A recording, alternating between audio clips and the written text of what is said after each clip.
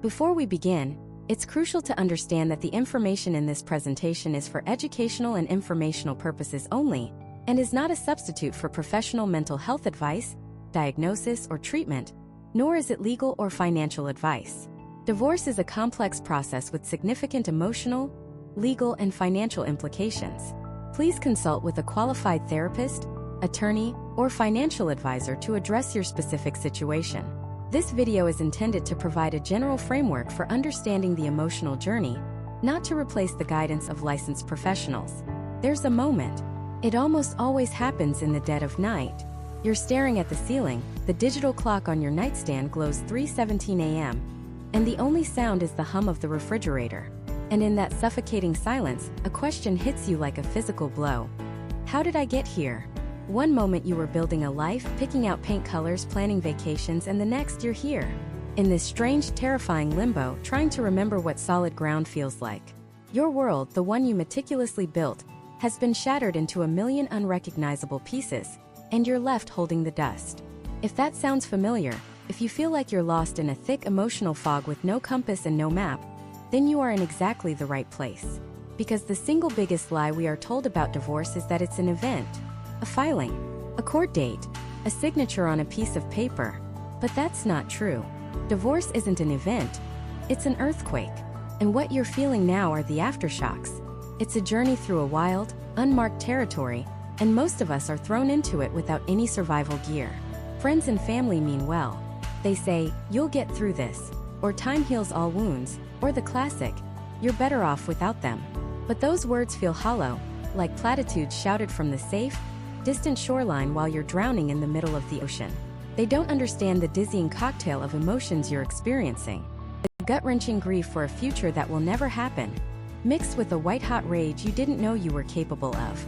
The crippling fear of being alone, tangled up with a secret, exhilarating flicker of hope for a new beginning. It's confusing, it's contradictory, and it makes you feel like you're going crazy. Here is the promise of this series. You are not going crazy. You are not alone. And what you are feeling is not random chaos. There is a pattern. There is a path. It's not a straight line, and it's certainly not easy, but it is a recognizable journey with distinct emotional stages. Understanding these stages is the single most powerful tool you can have right now. It is the map and the compass you've been desperately searching for in the dark. Why? Because when you can name what you're feeling, you take away its power to control you. When you see that the blinding anger or the profound sadness you're experiencing is a normal, predictable part of the process, you stop judging yourself for it. You stop thinking, "What's wrong with me?" and start thinking, "Okay, I'm in this stage. I know what this is. I know what comes next." It transforms you from a victim of your circumstances into an active navigator of your own healing. It gives you back a sense of control in a situation that feels utterly uncontrollable. Over this 10-part series, we are going to walk through that map together stage by stage. We will dissect the entire emotional arc of a separation, from the silent, creeping disillusionment that often begins years before the word divorce is ever spoken, all the way to the final stages of acceptance and the rebuilding of a new identity. We will explore the denial stage, where you're living in a state of shock, unable to process the reality of what's happening. We'll dive deep into the anger stage, that fiery, blame-filled phase where you feel wronged, betrayed, and consumed by injustice. We will navigate the tricky, manipulative stage of bargaining, where you try to make deals with your ex, with yourself, or with the universe to undo the pain. We will spend time in the heavy, suffocating blanket of the depression and grief stage, the part of the journey where the full weight of your loss finally settles in. And most importantly, we will guide you toward the shores of acceptance, where the fight ends and the healing truly begins, and finally, into the exciting, uncharted territory of rebuilding, where you get to decide who you are now and what your new life will look like. Think of it like a weather forecast. If you know a hurricane is coming, you can't stop the storm. But you can board up the windows. You can get supplies. You can find a safe place to ride it out. You can prepare. Right now, you're in the middle of an emotional hurricane, and this series is your forecast. It's your survival guide. It will show you where the storm is now, where it's heading, and when you can expect to see the sun again. The reason so many people get stuck in their divorce journey for years, sometimes for the rest of their lives, is because they don't understand this process. They get stuck in the anger, becoming bitter and perpetually resentful, or they get trapped in the grief, unable to move past the ghost of their old life. They fight the stages. They resist them. They think if they just ignore the pain, it will go away. But the only way out is through. You have to walk through the fire to get to the other side. And the purpose of this series is to walk with you, to light the path, and to assure you that there is another side. This isn't about getting over it quickly. This is about moving through it completely, so you don't carry the baggage of this chapter into the next one. This is about processing the pain so you can heal properly, not just put a bandage on a wound that needs stitches. This is about transforming the greatest crisis of your life into your greatest catalyst for growth. So let's take the first step. Before we even get to the shock and denial that happens when a separation becomes real, there's a quieter, more insidious stage. It's the beginning of the end, but it often goes unnoticed, disguised as normal marital problems. It's a phase of emotional erosion, a slow drifting apart that lays the foundation for the entire collapse. It's the stage of disillusionment, and understanding this first subtle phase is the key to understanding everything that comes after. So what happens when that silent erosion, that slow, quiet drifting apart, finally hits bedrock?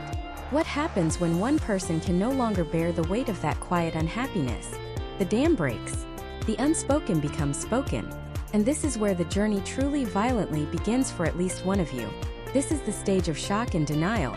It often starts with a single sentence. I'm not happy. I can't do this anymore.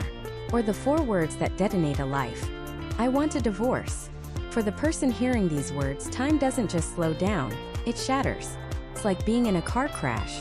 One second you're driving along listening to the radio, thinking about what to make for dinner. The next, there is the screech of tires, the explosion of glass, and the world is upside down, unrecognizable. Your brain literally cannot process the information it's receiving. This isn't a metaphor, it's neuroscience. The news is so catastrophic, so fundamentally opposed to your understanding of reality, that your prefrontal cortex, the logical part of your brain, just shuts down. This is denial. And it is not a weakness.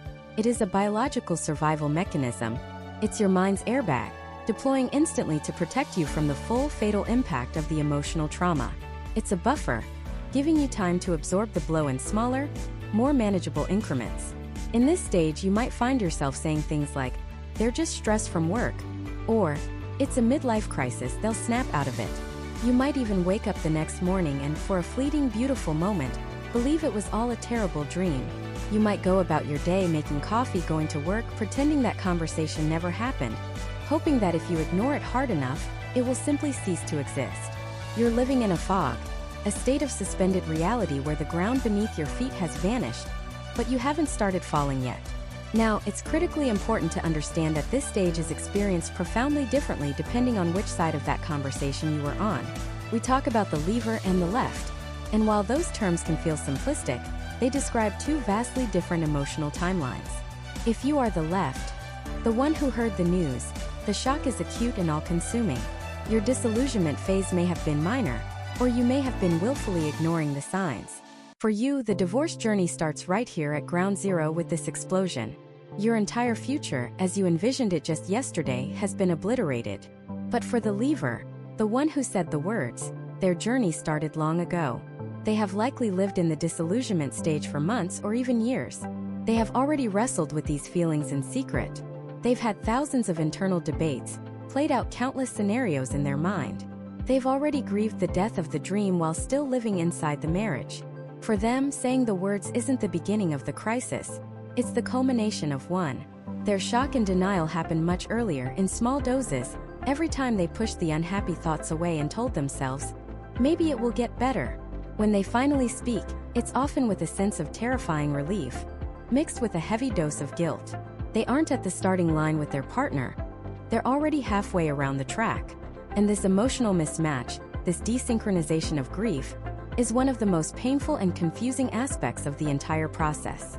Denial, however, is a fragile shield. It's made of paper, and reality is a relentless storm. Sooner or later, the truth starts to seep through the cracks. The empty space in the bed, the conversation about lawyers, the moment you have to say the words, "We're separating," out loud to a friend. And when that shield of denial finally dissolves, what's left underneath is often not sadness. It's rage. Welcome to the next stage, anger. This isn't just irritation or frustration. This is a primal volcanic anger. It's the kind of anger that makes you want to scream, to break things, to lash out. It's a raw, pure, and incredibly powerful emotion. And just like denial, it serves a vital purpose. Anger is the opposite of the helplessness you felt in the shock phase. It's an active, energizing force. It's your psyche's way of screaming, "This is fundamentally unjust. This is not okay." It's the emotion that pulls you up from the floor. It's the fuel that stops you from being a passive victim of your circumstances and starts the process of fighting for yourself. Your anger might be directed at your spouse. How could they do this? After everything we've been through? How could they break their vows, destroy this family, and throw it all away? You might obsess over their flaws, replaying every past transgression, every broken promise, building a case against them in the court of your mind. This is where the betrayal stings the most, and the anger is a bomb, a way of cauterizing that wound. Your anger might be directed at the world, at God, at the universe. Why me? Why is this happening to us? It's the righteous indignation of a person whose life has been unfairly upended. And often the anger is directed inward. How could I have been so stupid? How did I not see the signs? Why wasn't I a better husband, a better wife? Why did I let this happen? This self-blame is a desperate attempt to find some semblance of control in a situation that feels completely out of control. If it's my fault, then maybe there's something I can do to fix it. Once again, the lever and the left experience this anger differently. For the left, the anger is often pure and white-hot, a direct response to the perceived betrayal and the pain of being rejected. It's an external fire, pointed squarely at their partner. For the lever, the anger can be more complicated. They might be angry at their spouse for not changing, for not listening, for all the ways they felt unseen or unappreciated that led them to this point. They might be angry at themselves for not having the courage to leave sooner, for wasting years in unhappiness. And they are often on the receiving end of everyone else's anger, their spouses, their children's, their in-laws, even their own friends, which can trigger a powerful, defensive anger in return. This stage is messy. It's ugly. It's where bitter texts are sent, and horrible things are said in lawyers' offices. But it is a necessary fire. Anger helps you create distance. It helps you sever the bonds of attachment that are no longer healthy. It's the emotional crowbar you use to pry your life and identity apart from your partner's. It helps you set boundaries where there were none before. But here lies the critical danger of this stage. Anger is a tool, not a destination. It's meant to be a bridge, not a home.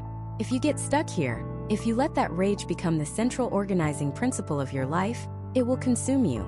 It will turn your divorce into a years-long war of attrition, costing you tens of thousands of dollars in legal fees, poisoning any chance of a functional co-parenting relationship, and keeping you emotionally chained to the very person you're trying to separate from. Unprocessed anger curdles into bitterness and resentment, which are poisons you drink yourself, hoping the other person will die. The goal isn't to extinguish the anger. It's to harness it, to use its energy to make the hard decisions, to stand up for yourself, to build a new foundation. But then you have to be able to let it go. We've moved from the silent internal crumbling of disillusionment to the external explosion of shock, denial, and the fiery rage of anger. It's a chaotic, painful, and utterly exhausting baptism by fire. But what happens when the flames begin to die down? When the adrenaline fades and the raw energy of rage is spent? You're left in the quiet, smoky aftermath, and a different, more desperate kind of thinking begins to take hold. This is the stage of the magical thinking. It's the foxhole prayer of the heart. In the eerie silence that follows the explosions of anger, your mind, desperate for an anchor, starts to construct elaborate, fragile life rafts out of what-ifs and if-onlys. This isn't a negotiation in any real sense. A negotiation requires two willing parties and a shared reality. This is a frantic, one-sided plea with the past. It's you trying to retroactively edit the uneditable, trying to find the one cheat code that will reset the game to the last save point where things were okay. The bargaining begins internally. It's a quiet, obsessive audit of your entire relationship. Your mind becomes a detective sifting through years of memories, not for clues of where it went wrong, but for pivot points. Moments where, if you had just turned left instead of right, said, "I love you," instead of "I'm tired," or bought the flowers instead of forgetting, the entire timeline would have shifted. You torture yourself with these phantom scenarios. You replay arguments in your head, but this time you deliver the perfect conciliatory line that would have defused everything. You remember the vacation you didn't take, the concert you missed, the small sacrifices you failed to make, and you elevate them from minor missteps to cataclysmic, marriage-ending failures. This self-flagellation feels strangely productive because it's rooted in a delusion of control. If the divorce is your fault, if you can pinpoint your exact mistakes, then logically, if you fix those mistakes, you can fix the marriage. It's a flawed but seductive equation. So you start making promises. You bargain with yourself. I will be a different person. You vow into the bathroom mirror. I'll be more patient. I'll be more attentive. I'll lose the weight. I'll get that promotion. I'll learn to love their hobbies. I'll stop being so needy. I'll start being more expressive. You create a blueprint for a new and improved version of yourself. A spouse 2.0, designed specifically to meet every perceived criticism and unspoken desire of your former partner. You're not doing this for your own growth. You're doing it as a sacrificial offering, hoping the universe will take notice and reward your efforts by returning what was lost. From this internal bargaining, it's a short, desperate leap to external action. This is when the late-night texts happen. The ones you type out, delete, and retype a dozen times, agonizing over every word, every emoji, trying to strike the perfect tone of remorseful but not pathetic, hopeful but not demanding. You send a link to a song that was your song, hoping it sparks a flicker of nostalgia. You forward an article about a place you always wanted to visit together, a ghostly invitation to a future that no longer exists. Each message sent is a lottery ticket, bought with a piece of your dignity. You wait for the reply, your stomach in knots, your phone clutched in your hand like a holy relic. The three little dots of them typing feel like a defibrillator shocking your heart. And when the reply is cold or polite but distant, or worst of all, when there is no reply at all, the crash is brutal. But the addiction to hope is strong, so a few days later you do it again. This is also the stage of grand, symbolic gestures. You might find yourself driving past their work or their new apartment, not to stalk, but just to feel a geographic closeness, as if your proximity could somehow breach the emotional chasm between you. You might reach out to their friends or family, not to complain, but to subtly plant seeds of your redemption. I've really been working on myself, you might say, hoping the message gets relayed. You're essentially running a public relations campaign for a defunct company, trying to convince shareholders to reinvest in a failed enterprise. And then there's the most primal form of bargaining, the appeal to a higher power. Whether you're religious or not, you will find yourself talking to the ceiling at 3 a.m. You make deals with God, with the universe, with fate, with karma. Please just give me one more chance. You whisper into the darkness. I'll be a better person. I'll volunteer. I'll be kinder. I'll never take anything for granted again. Just let me wake up and have this all be a terrible dream. You start looking for signs everywhere. A song on the radio, a recurring number, a chance encounter with someone who shares their name. Anything that can be interpreted as a cosmic breadcrumb, a sign that the universe is conspiring to bring you back together. You become a gambler at a cosmic casino, putting all your emotional chips on the hope that your luck will turn, that the dealer will somehow bust. The fundamental truth of the bargaining stage is that it is a buffer against the terrifying finality of loss. Anger is a hot, powerful shield. Bargaining is a different kind of defense. It's a delay tactic. It's the mind's desperate attempt to keep the door cracked open, even just a sliver, because the thought of that door closing and locking for good is simply too much to bear. It allows you to live for a little while longer in a world of possibility. In the world of maybe. Maybe they'll realize they made a mistake. Maybe they'll miss you. Maybe this is all just a test. But the danger of bargaining is that it prolongs the pain. It keeps you tethered to a ghost. Every unanswered text, every failed gesture, every silent prayer is another small cut. You are essentially re-traumatizing yourself over and over again by clinging to an outcome that is not going to happen. You are investing your precious, finite emotional energy into a past that is written in ink, not pencil. You are trying to negotiate the terms of a surrender after the war has already been lost. Sooner or later, the reality of the situation begins to breach these fragile defenses. The hopeful what-ifs start to feel more and more like hollow echoes in an empty room. The lottery tickets you keep buying all come up as duds. The cosmic signs you were looking for turn out to be just random coincidences. The phone remains silent. The door remains closed. The deals you tried to make with the universe go unanswered. And you begin to realize that no amount of changing yourself, no perfectly crafted text, no heartfelt prayer can rewind time and undo what has been done. The energy for bargaining eventually runs out. The hope, which was a flickering candle keeping the darkness at bay, begins to sputter. The smoke stings your eyes.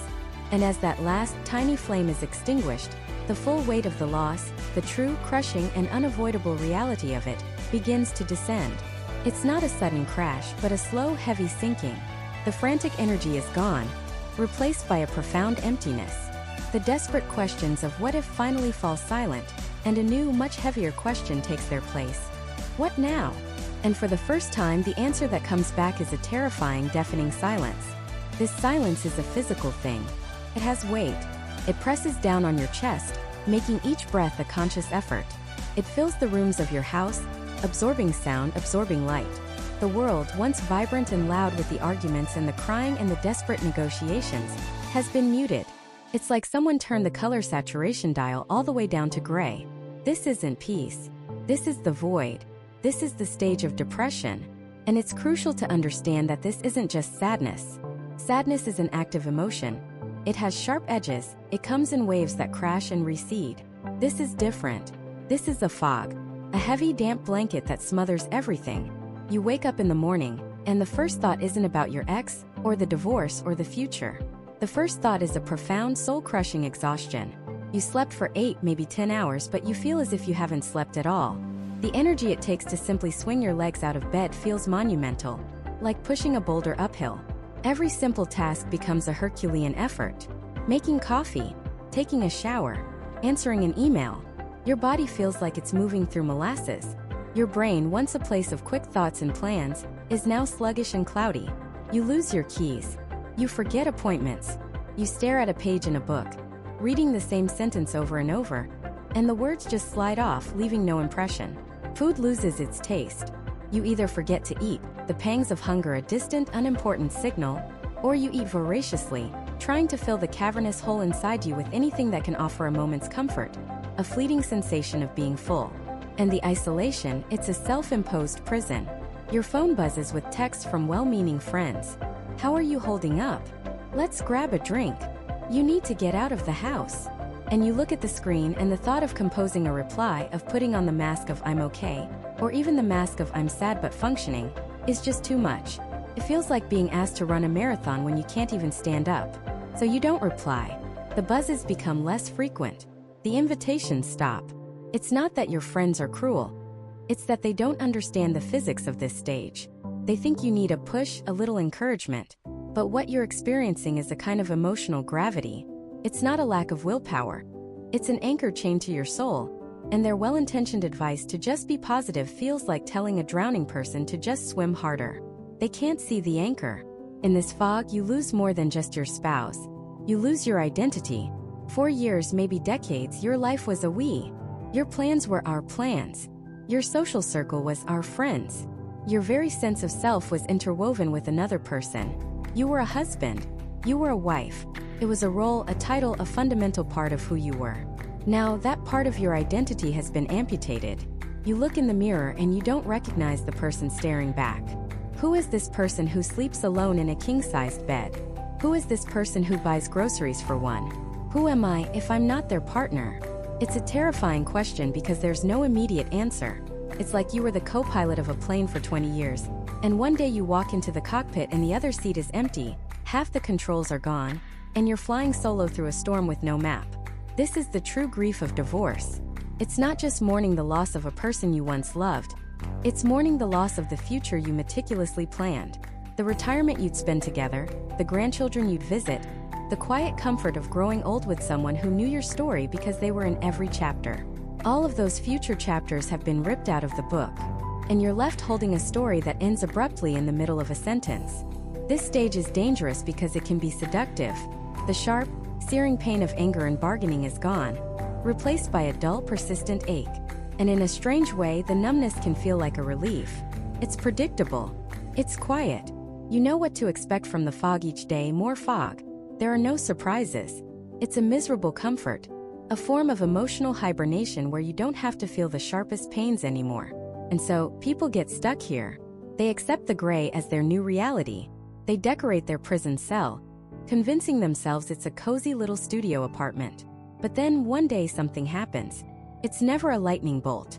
It's never a dramatic, movie-like epiphany. Something small, almost imperceptible. Maybe you're driving, and a song comes on the radio. A song that used to make you break down in tears. And this time you just listen. You hear the melody. You notice the bass line. It doesn't make you happy, but for the first time it doesn't gut you either. Just a song. Or maybe you're walking the dog, your head down, staring at the pavement as always, and for a split second you look up. You notice the brilliant, impossible orange of a turning leaf against a crisp blue autumn sky. And for that 1 second, the fog in your mind thins just enough to let a tiny sliver of color through. You feel not joy, not hope, but a flicker of simple observation. An awareness of something outside the suffocating confines of your own head. Or perhaps you make yourself a cup of coffee, and instead of just drinking it for the caffeine, you actually taste it. You notice the bitterness, the warmth, the aroma. It's a tiny, mundane sensory experience, but it's real. It's a connection to the physical world that isn't filtered through the thick gauze of your depression. These moments are not a cure. They are not a sign that you are over it. They are something far more important.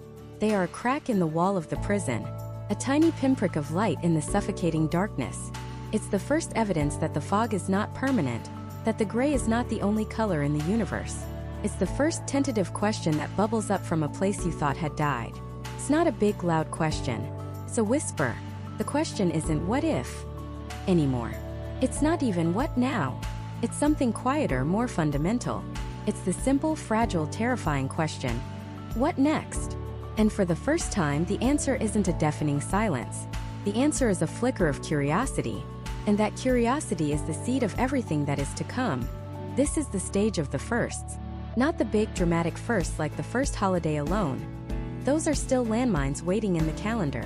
No, these are the small, quiet, almost invisible firsts. It's the first time you wake up and your initial thought isn't about them. It's about the coffee you're going to make, or a deadline at work, or the sound of birds outside your window. For a few precious seconds, the narrative of your life isn't defined by its gaping hole. It's just your life. And then you remember. Of course you remember. The awareness floods back in. But something is different. The memory comes, but it doesn't bring the same tidal wave of despair that used to drown you. It's more like a cloud passing in front of the sun.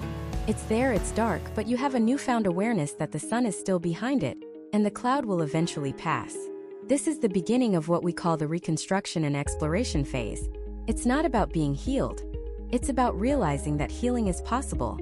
This is where you start conducting little experiments in living. You're like a scientist in the lab of your own life testing hypotheses. The hypothesis is, can I exist and maybe even enjoy existing without them? The experiments are tiny. You drive past that restaurant you too used to love, the one you've been avoiding for a year, and you test the reaction. Does your chest still seize up? A little, yes. But does it send you into a tailspin for the rest of the day? Maybe not. That's data. You file it away. Experiment successful. You try another. You decide to cook a meal just for yourself. Not a sad bowl of cereal over the sink, but a real meal. You buy the ingredients, you follow the recipe, you put on music you like that they always used to complain about. And as you're chopping vegetables, you realize you're not just going through the motions. You're focused. You're creating something. And when you sit down to eat it, alone at your table, it doesn't feel like a monument to your loneliness. It feels like an act of self-care. It tastes like independence. It's another successful experiment. Slowly you get bolder. You re-engage with hobbies you let slide during the marriage, or during the chaos of its end. You pull out that old guitar and your fingers are clumsy, but the muscle memory is there. You go for a hike on a trail you've never explored. You walk into a movie theater by yourself, buy a ticket for one, and sit in the dark, and for 2 hours, you are completely absorbed by a story that is not your own. And this is a profound relief. Each of these acts is a brick. You don't see it yet, but you are laying the foundation for a new life. A life that is wholly and completely yours. You start to notice the world again in high definition. The fog of grief that has blurred everything is starting to lift at the edges. You notice the way the light hits the leaves in the late afternoon. You have a conversation with the barista at your coffee shop that goes beyond just ordering your drink. You laugh at a joke a coworker tells, a real genuine laugh that surprises you with its sound. These moments are glimmers. They are proof of life. And then comes a bigger test, social re-entry. That first invitation to a party or a dinner where you have to check the box for 1 instead of 2. The anxiety is immense. What will you say? Will everyone look at you with pity? Will you be the sad, divorced person in the corner? You almost don't go. It feels safer to stay in your cocoon. But that little flicker of curiosity, that seed, it pushes you. What if? What if it's okay? So you go. And the first 20 minutes are excruciating. You feel like you have a giant neon sign over your head flashing, "Recently divorced." You clutch your drink like a life raft. But then someone pulls you into a conversation. They ask about your work. They talk about a new show on Netflix. You find yourself talking, listening, engaging. And you realize something incredible. For 10 whole minutes, you didn't think about your ex. You didn't think about the divorce.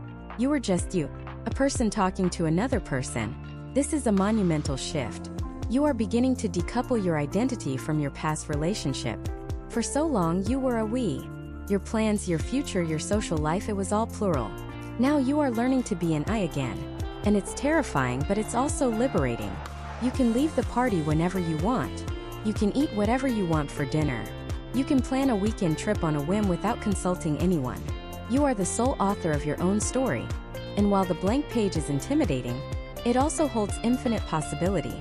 This stage is also about rediscovering the parts of yourself you packed away to make a relationship work. Maybe you were always the quiet one because they were the loud one. Now you find your own voice. Maybe you stopped painting because they thought it was a messy hobby. You buy a canvas and some cheap acrylics and you make a glorious mess. You are not just rebuilding a life. You are excavating a self. The self that existed before, and the new self that is emerging from the ashes. You start to feel a sense of momentum.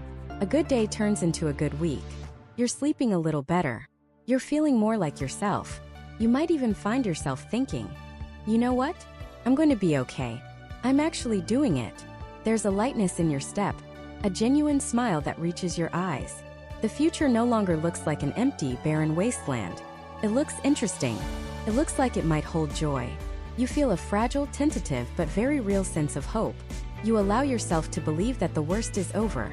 And then you're scrolling through your phone on a Tuesday night. And you see it. A picture. Your ex smiling. Genuinely happy. And they're not alone.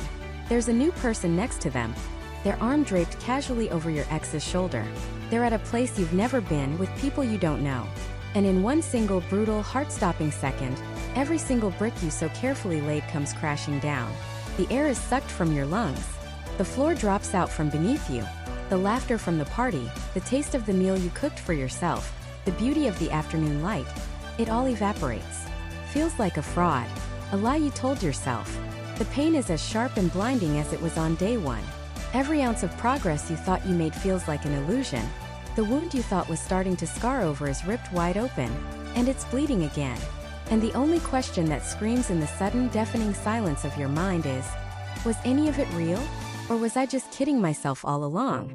That question, that soul-crushing echo in the chamber of your heart, is the beginning of one of the most treacherous and misunderstood phases of this entire journey. It's a phase that doesn't have a neat, clinical name like denial or anger. This is the Great Regression. It's the emotional equivalent of playing a video game, fighting your way through level after level, finally beating the boss, only to have the power go out and find yourself right back at the last save point. Except this time you remember the pain of every battle. You remember how hard you fought to get where you were. And the idea of doing it all over again feels impossible. The Great Regression is the reason why the idea of divorce being a linear step-by-step process is a comforting lie. It is not a ladder you climb. It is a spiral staircase. Sometimes you're moving up, but sometimes to get to the next landing you have to circle back around, looking at the exact same view you thought you'd left behind, only from a slightly different elevation. And that view can be devastating. It's triggered by the smallest, most unexpected things. You're finally having a good week. You're laughing without it feeling forced. You're making plans for the future that don't feel like a consolation prize. And then it happens. You're scrolling through social media and you see it. A picture of them. With someone new. And they look happy. Not just social media happy, but genuinely, radiantly happy. And in that 1/10 of a second, the fragile scaffolding you've built around your heart doesn't just crack, it vaporizes. It's not just sadness. It's a physical sensation. A punch to the gut that knocks the wind out of you. A hot flush of adrenaline and nausea that makes the room spin. Or maybe it's a sound. You're in the grocery store, reaching for a carton of milk, and a song comes on over the speakers. Not just any song. Your song. The one from your first road trip. The one that played at your wedding. And suddenly you're not in the dairy aisle anymore. You're in a different time, a different life, and the ghost of the person you were with is standing right next to you. The muscle memory of your love is so strong, you almost expect to turn and see them smiling that smile. And when you turn and see only a stranger pushing a cart, the return to reality is so violent, so abrupt it feels like falling. The triggers are landmines scattered across the terrain of your new life. The smell of their cologne on a stranger in an elevator. Driving past the restaurant where you had your first date. An email from your old joint account. A friend innocently asking, "Have you heard from them?" Each one is a portal, instantly transporting you back to the raw, open wound stage of the initial separation. And this is why it's so much more painful than the first time around. Because this time you have the memory of progress. You have the memory of feeling better. You had a taste of what healing felt like, and you truly believed you were on your way. This regression feels like a personal failure. It feels like proof that you're not strong enough, that you're not healing right, that maybe you'll be stuck in this pain forever. This is the lie the regression tells you. The most dangerous lie of all. Because when you believe it, you start to make decisions based on that feeling of failure. You send the angry 2 a.m. text message. You post a passive-aggressive quote on social media. You call them voice cracking, asking how they could move on so fast. You isolate yourself from friends because you're ashamed that you're not over it yet. You fall into the trap of thinking that the only way to stop the pain is to get the old life back, even if you know logically that life was what was breaking you in the first place. But here is the truth you must hold on to like a life raft in a storm. The Great Regression is not a sign of failure. It is a sign that you are healing so deeply that you are now encountering the parts of the wound that were hidden from view. Think of it like this: when you first break a bone, the pain is everywhere. It's a big, loud, all-consuming agony. The doctors set the bone, put it in a cast, and the initial, overwhelming pain subsides. You start to function again. But then, weeks later, you might get a deep, sharp, specific ache in one tiny spot. It's not the whole bone screaming anymore. It's one particular nerve, one specific piece of tissue, reminding you that there is still mending to be done underneath the surface. That's what the regression is. It's not the original, chaotic heartbreak. It is a precise, targeted pain. When you see that picture of your ex with someone new, the pain isn't just, "I miss them." If you sit with it, really sit with it, you'll find it's something more specific. It's the pain of feeling replaced. It's the fear that your chapter in their life was so insignificant, it could be rewritten in a matter of months. It's the sting of your own insecurity, whispering that the new person is better, prettier, smarter, funnier. When you hear that song in the grocery store, the ache isn't just a vague sadness for the past. It's the grief for a very specific future that you will now never have. It's mourning the fantasy of growing old together, of watching that song become a joke between you two after 60 years of marriage. The regression forces you to grieve not just the relationship as a whole, but the thousands of tiny specific futures you had planned, right down to the inside jokes you thought you'd still be telling when you were 80. This is the hidden gift of the regression. It's a diagnostic tool. It shows you where the healing is incomplete. It stress tests your recovery. The initial waves of grief are about surviving the tsunami. This is about finding the hairline fractures the tsunami left in your foundation. And you cannot rebuild on a fractured foundation. You have to see the cracks to fix them. So when it happens, and it will happen, your first instinct will be to fight it, to numb it, to run from it. I'm telling you to do the opposite. Don't fight the wave. Let it pull you under for a moment. Acknowledge it. Say it out loud, even if you're alone in your car. This hurts. I feel jealous. I feel forgotten. I feel terrified that I'll be alone forever. Give the monster a name. Naming it takes away its power. A vague, shadowy feeling of dread is terrifying. A specific, named emotion like envy or fear of abandonment is something you can actually work with. Then you get granular. You dissect it. Why does this specific thing hurt so much? What story am I telling myself about this situation? The story is usually, they're happy and I'm miserable, which means they won and I lost. Or they found someone new so easily, which must mean I'm unlovable. Recognize these for what they are: stories. Fictions your pain is writing to make sense of the chaos. And once you see it's a story, you realize you have the power to write a different one. A truer one. They are on their own path. I am on mine. Their happiness does not diminish my potential for my own. This pain is temporary, and it is part of a process that is making me stronger. The Great Regression is the fire that forges the steel. It feels like it's destroying you, but it's actually burning away the impurities. It's burning away the lingering attachments, the romanticized memories, the false hope you didn't even realize you were still clinging to. Each time you survive a regression, you don't just return to your previous baseline. you come back stronger. The trigger that leveled you last month might only sting for an hour this month. The song that made you cry in the car might just make you feel a wistful twinge 6 months from now. This is not a step backward. This is the work. This is the deep, messy, unglamorous, and absolutely essential work of truly letting go. It's the process of reclaiming those hijacked parts of your brain. The songs, the restaurants, the memories, and making them your own again. It's painful, but it is the only way to ensure that your past no longer holds a mortgage on your future. You are not just healing from a breakup. You are undertaking a fundamental recalibration of your own heart, preparing it for a peace you can't yet imagine, but is waiting for you on the other side of this fire. And what you find on the other side of that fire is not always immediate relief. It's not a sun-drenched meadow of freedom. For many, it's a vast, echoing silence. This is the arrival of the great quiet, the stage where the noise of the conflict dies down, and you are left alone with the sheer, crushing weight of what has been lost. This is the valley of depression, and it's crucial we talk about this with unflinching honesty, because this stage is where so many people get lost, believing the darkness is a destination, not a passage. The anger was a fuel, a hot, bright energy that propelled you forward. The bargaining was a strategy, a mental game that occupied your mind. But depression is the absence. It's the emotional and psychological vacuum created when a massive part of your life is surgically removed. It's not just feeling sad. Sadness is a reaction to an event. The depression that follows divorce is a state of being. It's the grief for the future you meticulously planned, the one you invested your hopes, your youth, and your dreams in. It's mourning a death, but the person is still walking around. You're mourning the shared jokes that will never be told again. The comfortable silence of knowing someone is in the next room. The future grandchildren you had imagined bouncing on a shared knee.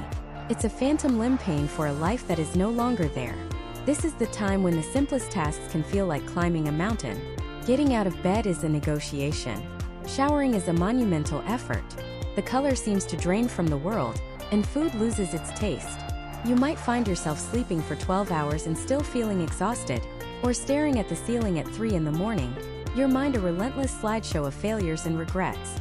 This is the hallmark of this stage. A profound loss of interest, a feeling of pervasive hopelessness. And it's here we must draw a critical distinction. The grief and situational depression of divorce are a normal, healthy response to a major life trauma. However, if this state of being becomes so deep that you cannot function, if thoughts of self-harm emerge, or if this profound emptiness persists for months on end without any glimmer of light, it is absolutely essential to seek professional help. There is no shame in it. It is not a sign of weakness. It is a sign of profound strength to reach for a lifeline when you are drowning. One of the most powerful currents in this sea of depression is loneliness. And it's a type of loneliness so specific and cutting that it can take your breath away. It's not just being alone.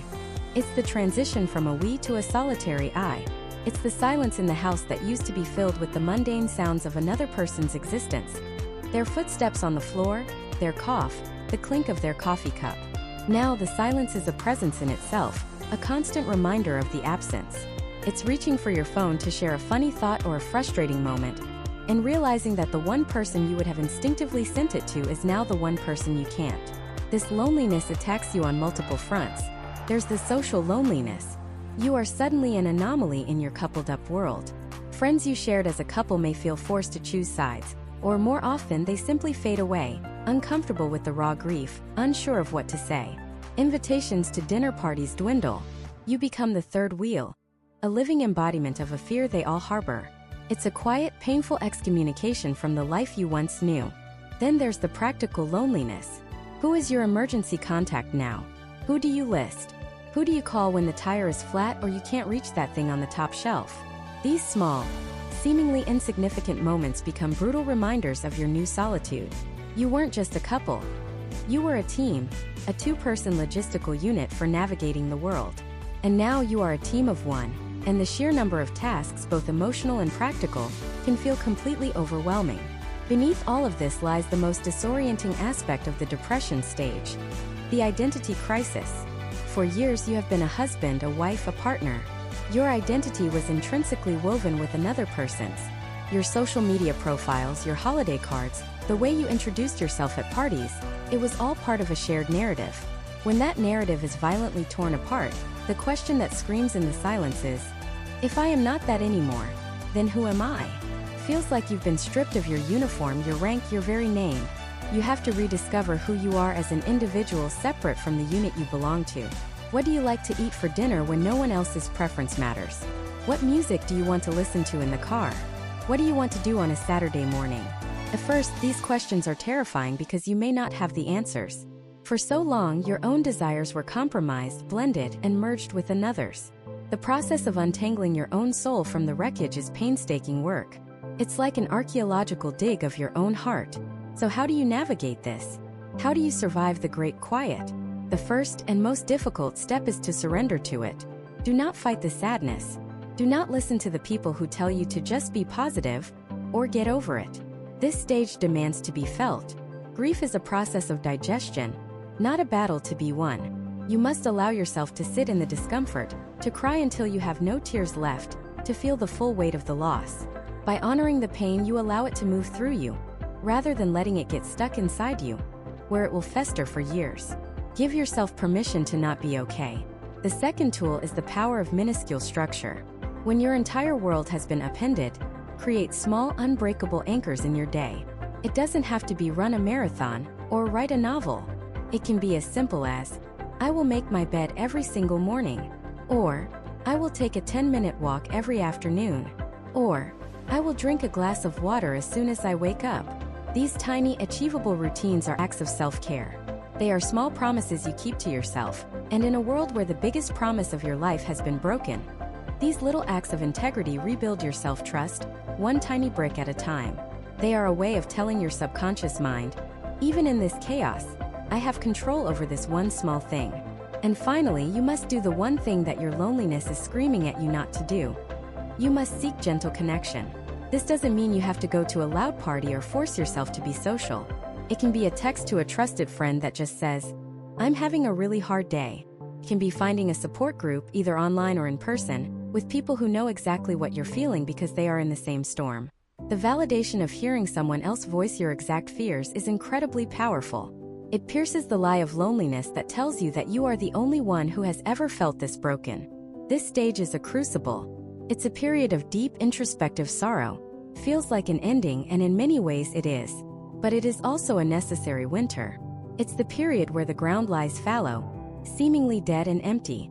But it is in this darkness, in this quiet, that the soil is being enriched for whatever is to grow next. You are not just sitting in an empty room. You are clearing the space. You are clearing out the old furniture, the old expectations, the old identity to make room for the person you are now becoming. And while you can't see it yet, this very emptiness is the prerequisite for being filled again. Not with what you lost, but with something new, something that is entirely your own. And this is where the journey takes a remarkable, if terrifying, turn. It's the moment you look at that empty space not as a void, but as a blank canvas. This is the stage of exploration and rediscovery. It doesn't arrive like a lightning bolt. It creeps in quietly. It might be the first time you wake up on a Saturday morning and the first thought isn't about what you've lost, but a simple neutral question. What do I want to do today? For so long, that question was answered by a committee of two. Your preferences were filtered, compromised, or merged with someone else's. Now the question is just for you. And the silence that follows can be deafening. But within that silence is the seed of freedom. This stage is all about asking, who am I without them? You're not just single again. You are a different person than you were before you were married. The experiences, both good and bad, have shaped you. The challenge now is to sift through the wreckage and the memories to figure out which parts of you were truly you, and which parts were a reflection of the partnership. It begins with small, almost trivial acts of rebellion against your old life. Maybe your ex hated spicy food, so you find yourself ordering the hottest curry on the menu.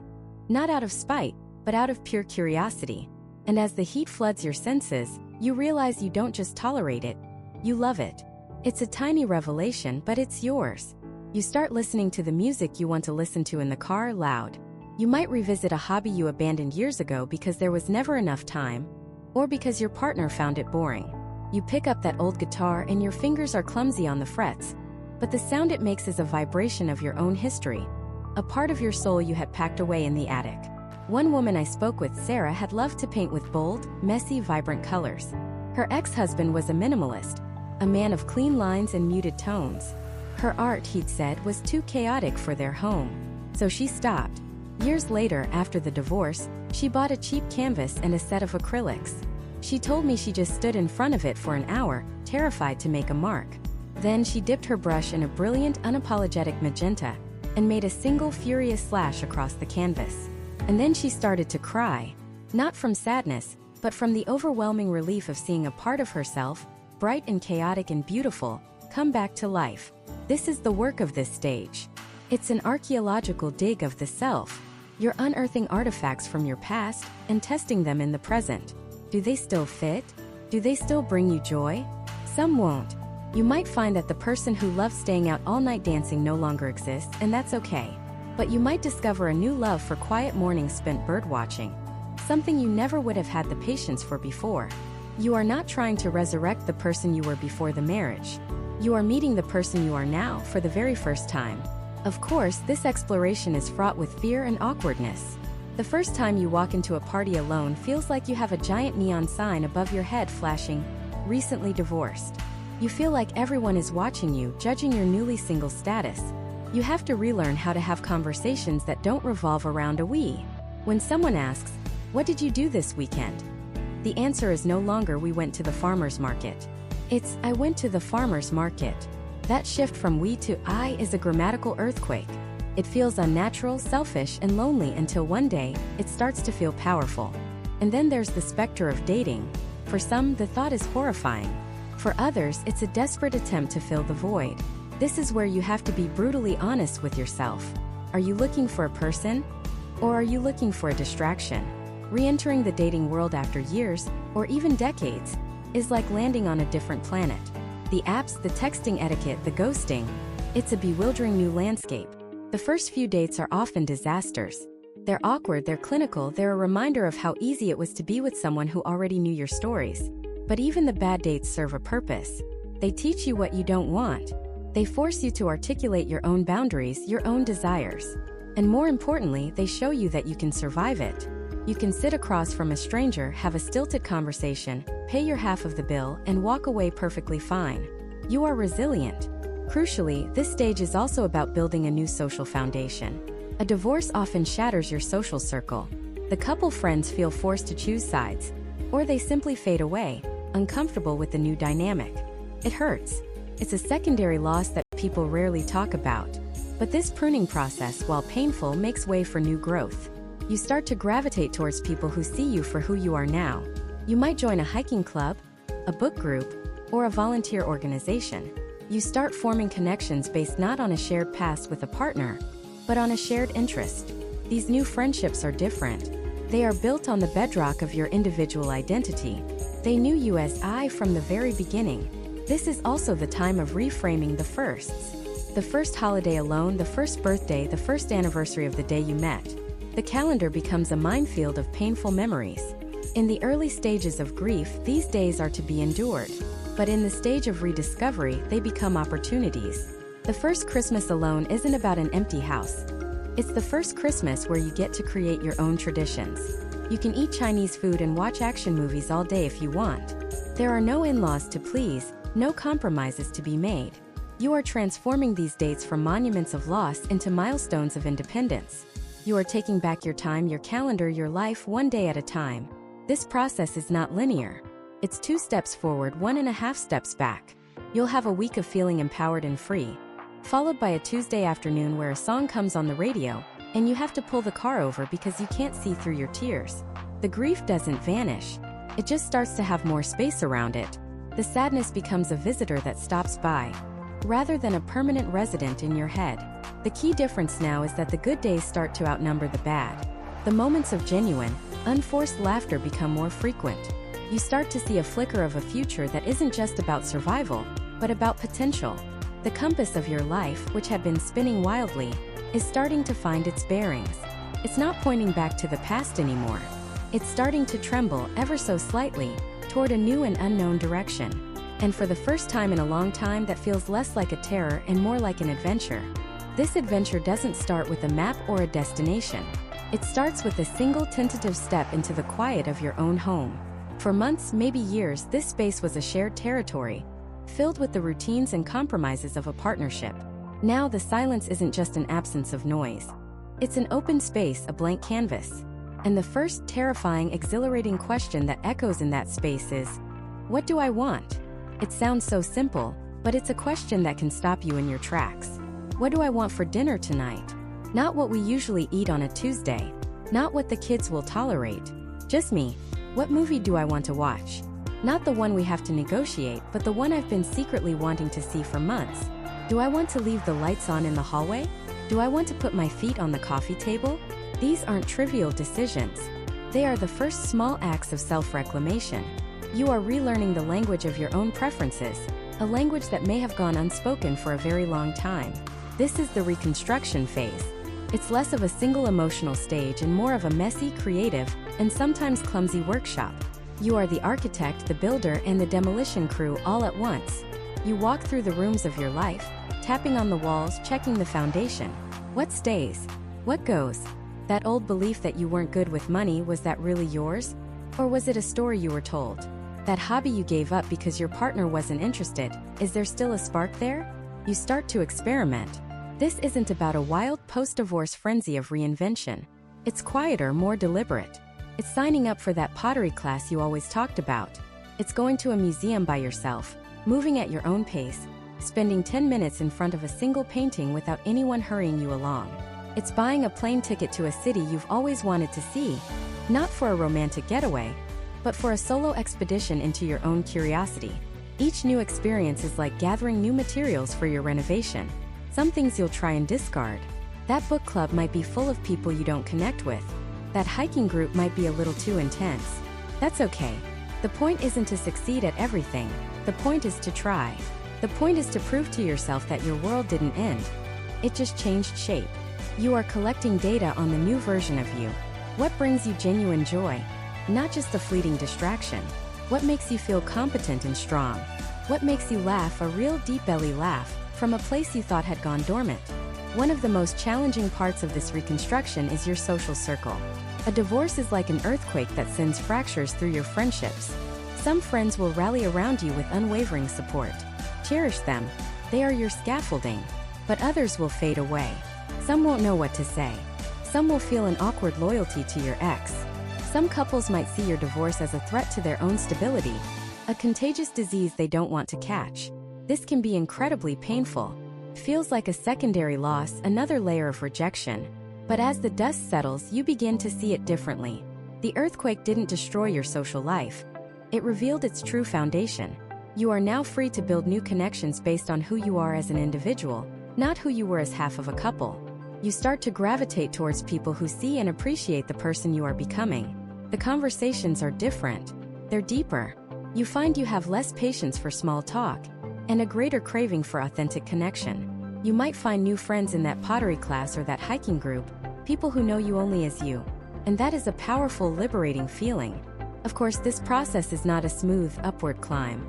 There will be days when you're happily working on your new life, and suddenly, a wave of the past crashes over you. You'll hear a song on the radio, asterisk your asterisk song, and find yourself pulling over to the side of the road, tears streaming down your face.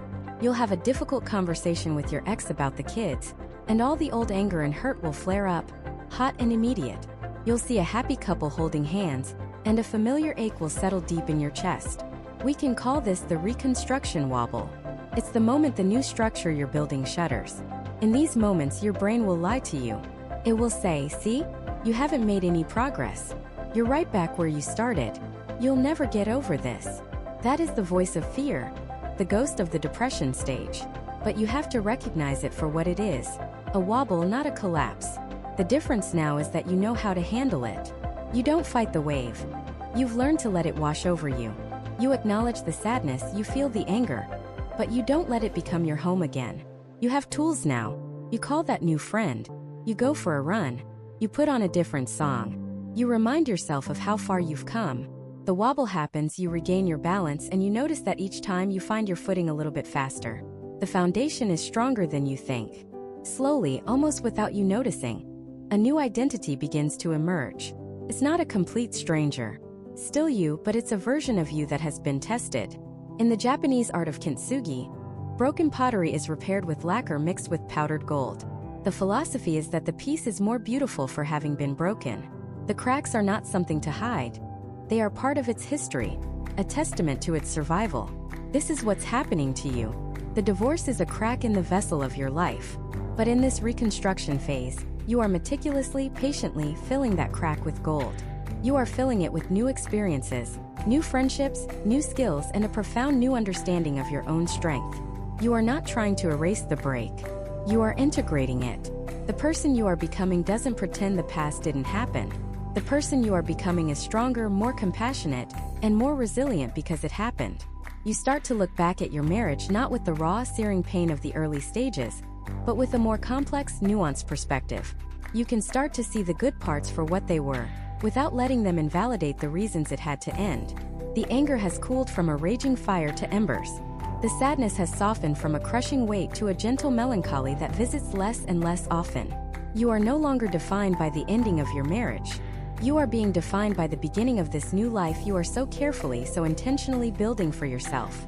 The story is no longer about what was lost. It's about what is being found. And what you are finding, deep in the quiet moments of this new existence, is a strength you never knew you possessed. This is the final and perhaps most profound stage of the divorce journey: transformation. It's a word that can feel intimidating, like you're supposed to emerge from a chrysalis as an entirely new being. But the reality is more subtle and far more powerful.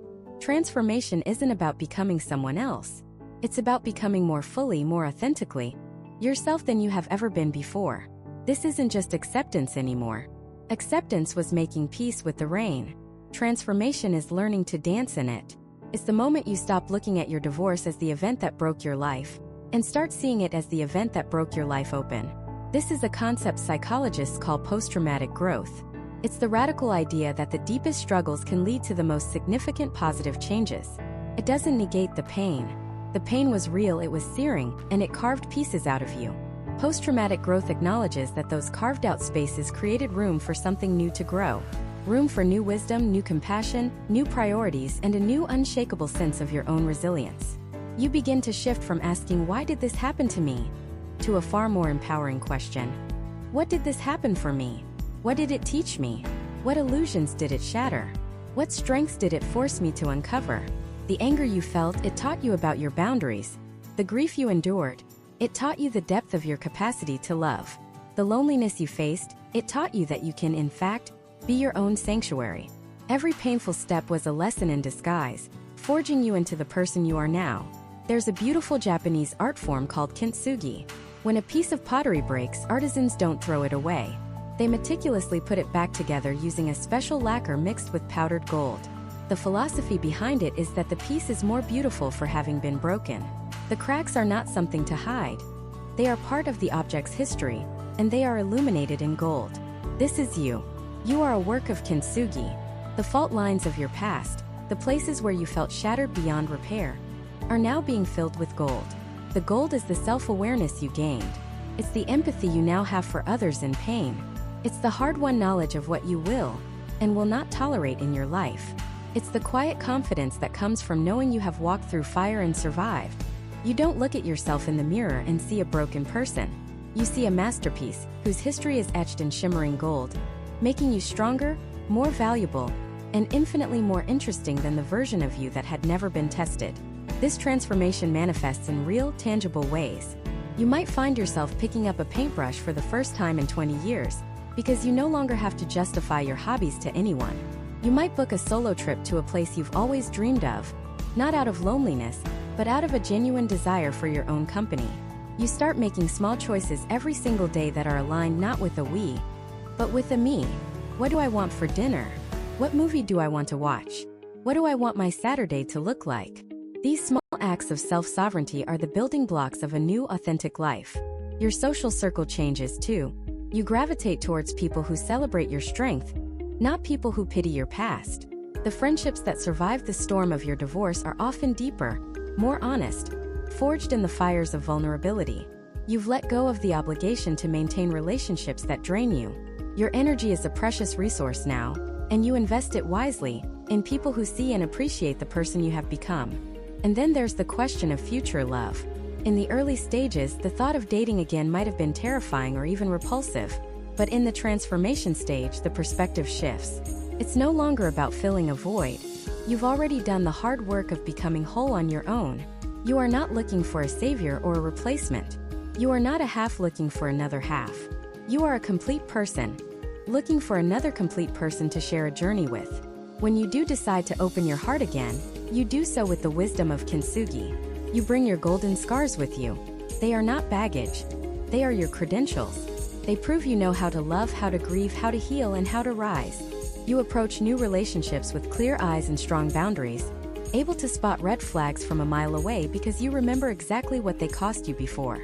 There is a calm confidence in this. You are not desperate. You are discerning. You know your own worth because you've spent countless nights alone painstakingly reassembling it, piece by golden piece. The ultimate transformation is in your relationship with yourself. You have become your own staunchest advocate, your own kindest friend. You've learned to forgive yourself for the mistakes you made, for the things you didn't see.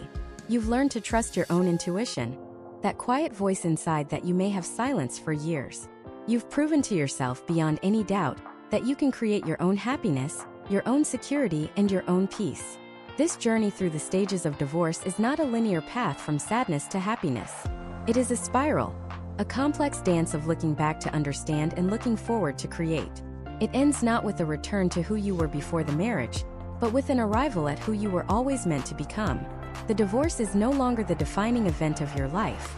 It has become a footnote in a much larger, more epic story. It was the catalyst, the pressure that turned a lump of coal into a diamond. Look around you. The life you inhabit now, the one you built with your own two hands from the rubble of your past, is a testament to your spirit. Every small joy, every peaceful morning, every new friendship is a victory. You are not just a survivor of divorce. You are a graduate. You have earned a master's degree in resilience, a doctorate in self-love. The story is no longer about the closing of a door. It is about the breathtaking view from a window you had the courage to open. It's about the quiet satisfaction of knowing that the best is not behind you, but right here, right now, and still to come. Your story was never about the fall. It was always and will always be about the rise. And your masterpiece is just beginning.